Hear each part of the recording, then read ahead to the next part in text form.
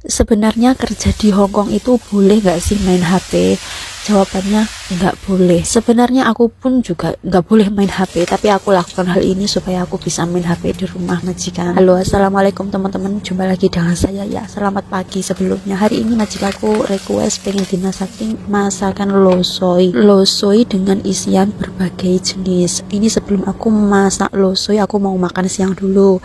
Ini menuku sambal terong sama telur dadar. Terus di sini sudah ada sup non halal sesuai judulnya ya. Jadi sebenarnya aku tuh bukan TKW yang bebas main HP. Sebenarnya aku tuh dilarang main HP dulu waktu aku masuk ke rumah majikan. Tapi ada memang beberapa TKW itu yang nasibnya baik, baru masuk rumah majikan itu memang boleh diizinkan main HP, bahkan mau makan aja disuruh main HP. Memang ada yang seperti itu nasibnya.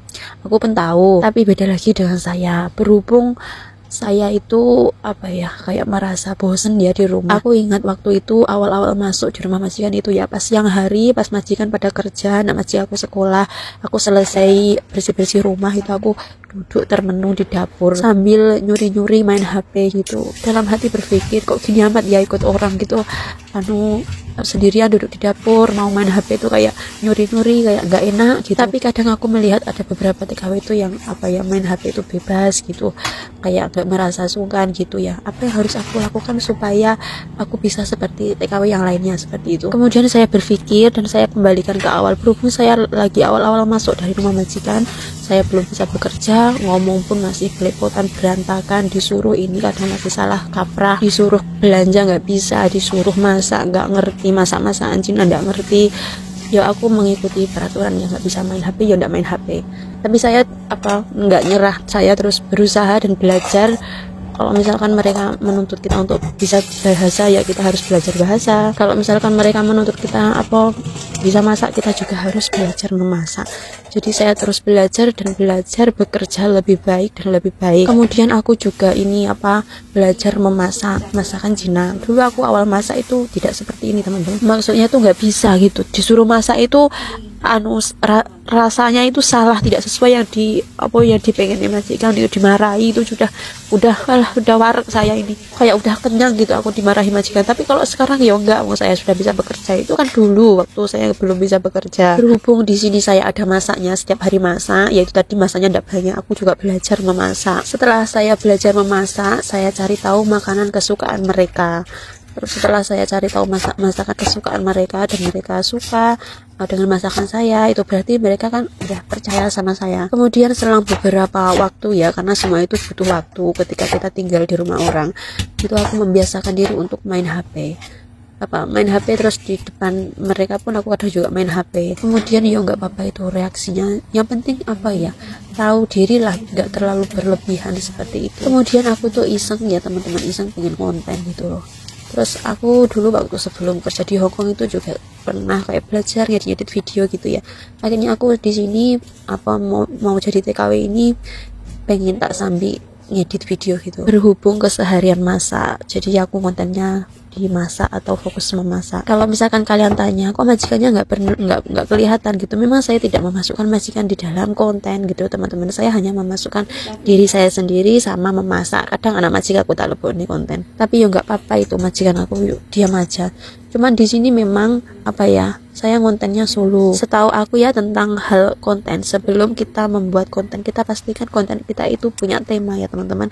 Karena di sini saya temanya masak, jadi saya lebih ke masak. Kalau misalkan konten kalian itu dibuat secara duet, misalkan kalian mau duet sama si A, si B, si C, itu kalian dituntut harus ngonten sampai akhir duet dengan orang tersebut. Jika misalkan orang tersebut nggak ada di dalam konten, kayak kurang seru, dan biasanya pengikut akan menanyakan, loh mbak, si A, si B, si C kemana, kok nggak ada, kok nggak kelihatan gitu. Biasanya seperti itu gitu loh. Karena di sini saya kontennya masak, ya saya fokus ke masak gitu teman-teman. Terus ini kontennya sampai kapan nih saya juga belum tahu.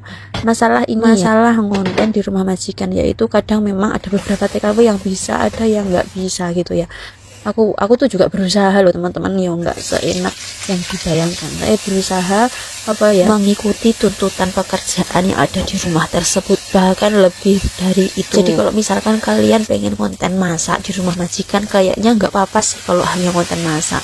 Kan ini masakan yang dimakan sama mereka. Dan pastikan kalau misalkan mau konten masak itu mereka sudah menyukai selera masakan kamu gitu, karena setiap majikan seleranya juga tidak sama kan begitu. Kayaknya nggak marah kalau ngonten masak, majikan aku juga tidak marah sih kalau aku ngonten masak, kecuali saya di luar berjualan kayak part time tanpa sepengetahuan mereka, mungkin mereka bisa marah ke saya. Yang lebih parah lagi kalau misalkan saya di luar hutang bank, mungkin saya menggadaikan surat-surat penting saya, surat-surat kerja saya, mungkin itu majikan lebih marah lagi ke saya.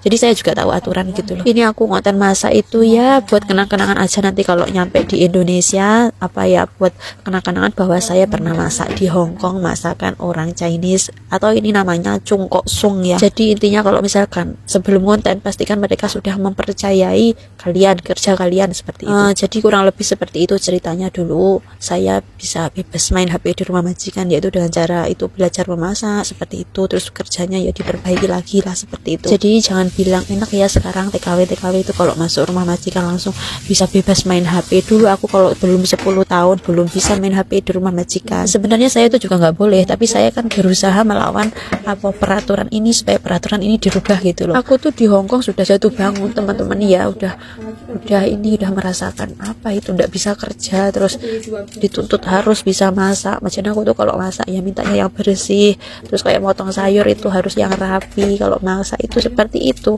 Aku udah mengikuti aturan mereka, jadi aku tuh kayak bebas aja sekarang, mau ngapain bebas, karena saya sudah tahu tuntutan pekerjaan dia. Hongkong itu tidak seindah konten vlog aku ya sebenarnya, berhubung karena di sini saya sudah bisa bekerja, jadi kayaknya enak banget gitu ya mbak kerja di Hongkong. Sebenarnya itu ya nggak penak lah, namanya kerja ikut orang kok. Nah teman-teman, ini tadi wosunku ya, ini udah empuk duluan nih, aku angkat terlebih dahulu. Ini lo soi dengan isian berbagai jenis. Jadi majikan aku pengen makan ini lo soi ini ya tak masak nih sebisa mungkin, seenak mungkin, supaya supaya ini tambah diberikan kenyamanan, kebebasan tinggal di rumahnya seperti itu ya. Makanya kalau disuruh belajar memasak, belajar jangan bilang nggak bisa. Nah ini udah selesai, aku mau sholat dan istirahat siang dulu teman-teman. Sekian dulu video aku hari ini, terima kasih yang udah menonton. Kalau ada salah kata saya mohon maaf ya. Sampai jumpa di video aku selanjutnya, bye bye.